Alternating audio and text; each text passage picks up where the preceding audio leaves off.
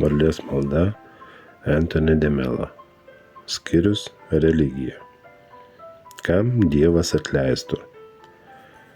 Atkeliavęs į Meką šventas Sufijus nudžiugo, išvydęs šventovėje vos keletą piligrimų.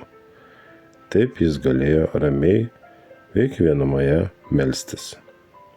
Sukalbėjęs būtinas maldas, jis parklupo ir lenkdamasis lig žemės sušnabždėjo: Alache, turiu vienintelį troškimą šioje žemėje.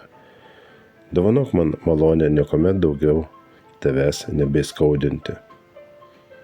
Tai išgirdęs visagalis garsiai nusikvatojo ir tarė: Visi to prašo, bet jei kiekvienam dovanočiau šią malonę, sakyk, kam tada begalėčiau atleisti? Autoriaus prierašas.